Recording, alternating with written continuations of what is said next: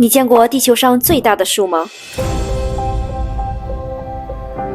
这里有历经2200年长成的巨型红杉树，这是在一个树的根里面，一片被世纪冰川河流切割形成的深邃峡谷。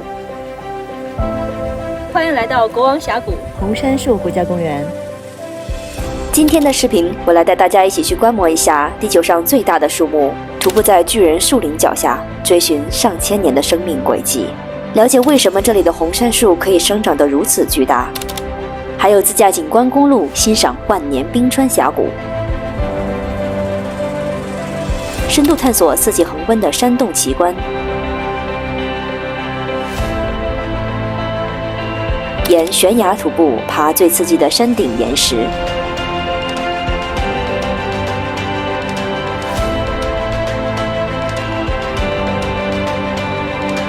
最后还有一些个人建议的吃穿住行注意事项及打卡攻略总结献上，希望对有兴趣的朋友们可以提供参考，记得关注收藏哟。我真的是孤陋寡闻了，从来没有见过一只熊能爬这么高的树。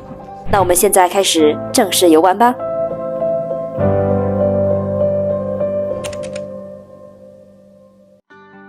在很久很久以前，一颗麦粒大小、幸运且顽强的红杉树种子落在了这片内华达原始森林里。2200年后的今天，长成了赫然矗立在你面前的这棵谢尔曼将军树。是什么让人们对这棵红杉树慕名而来，让其他树望尘莫及？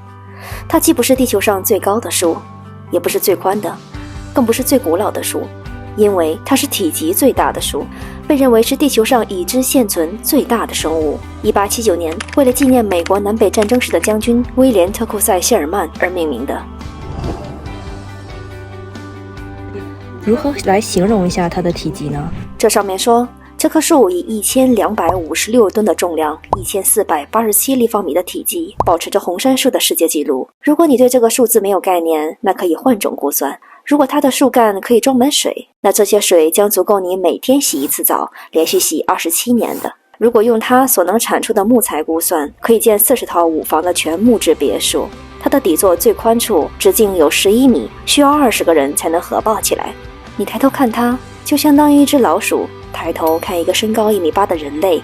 其实它的顶部已经死亡，因此它的向上生长已经停止在了树高84米处。但只要它还活着，它的树干就会越来越粗。在2006年的一次恶劣天气里，它的第2大树枝断落，砸坏了下面的围栏人行道。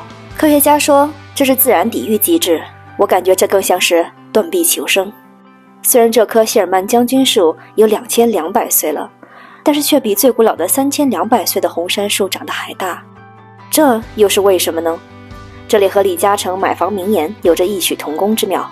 Location, location, location。 显然，这棵最大的红杉树长在了生存综合条件的黄金地段，所以长得很快。相比一棵生长在贫瘠条件下的红杉树，即便存活了100年，它的树干横截面也只有一颗硬币大小。看到这里，不禁让人感叹，其实人类的生活环境不也是一样的道理吗？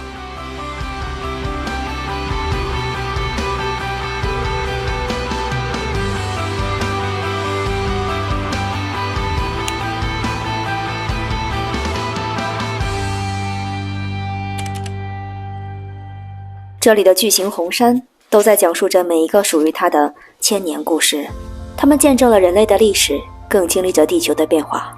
欢迎来到红杉树国家公园。红杉树国家公园呢，就都是这种上千年的老树了。刚才我们看到了地球上最大的2200岁的谢尔曼将军树，而这棵世界上第3大的树格兰特将军树仅比它矮了2米，但年轻了500岁，又已微胖了1米，成为已知最粗的红杉树。我们再来形容一下它的体积，1320立方米。如果它的树干是一辆车的油箱，那么可以使一辆普通的小轿车在不加油的情况下绕地球行驶350圈。再或者说，它的树干空间可以装满15万个篮球，或至少3700万个乒乓球。1926年被卡尔文·柯立芝总统称为国家圣诞树。听了地球第1、第3大树的故事，你也许会好奇，那第2大树的故事呢？是的，它也在这里。这棵以美国第1任总统命名的华盛顿树，曾是地球上第2大的树。2003年的一场雷击火灾改变了它千年如一日的命运。国家公园当时决定顺应自然规律，任其大火烧毁了其树冠。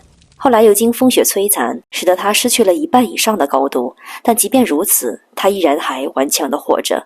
研究发现，即便在没有很多叶子的情况下，红杉树依然可以继续存活几十年或几个世纪。所以至今，国家公园管理局依然保留着它第2大红杉树的称号。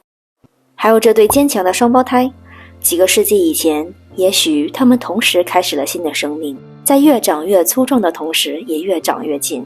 但一场大火将彼此烧开了缝隙。多年以后，一棵树身上的伤疤已经愈合，而另一棵树的伤疤还清晰可见。作为只有匆匆几十年的人类，也许你很难想象他们的千年历练、体积、地位。只有走近它，触摸它的生命轨迹，才能感受它的1/1000。即便是经历了森林大火，这棵树还是依然坚强的。